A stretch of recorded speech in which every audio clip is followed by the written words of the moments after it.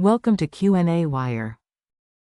Hi, so in this problem we're told that magnetite is going to contain iron 2 plus and iron 2 plus at the same time. So we want to know what is going to be the ratio corresponding to iron 2 plus to iron 2 plus in this compound. This means that the amount of iron 2 plus that we're going to have, we're going to call this quantity X with the amount of iron 3 plus that we will get needs to satisfy the fact that the four oxygens are going to contribute with a total charge of -8. Remember that each oxygen is going to contribute to a balance equal to -2.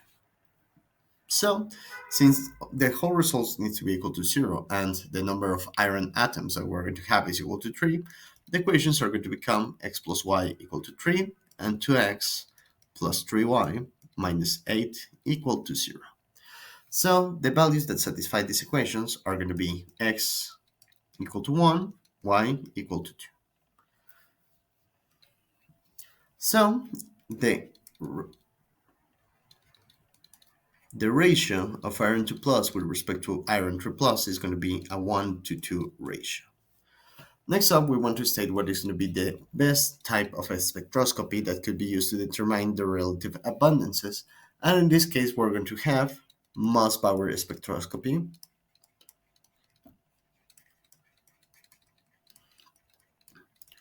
because this one is going to have a high sensibility to changes in the nuclei.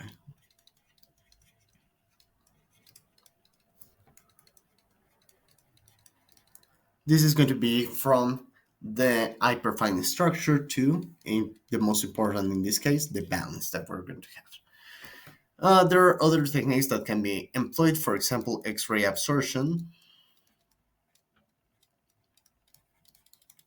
spectroscopy, and I have seen also a paper employing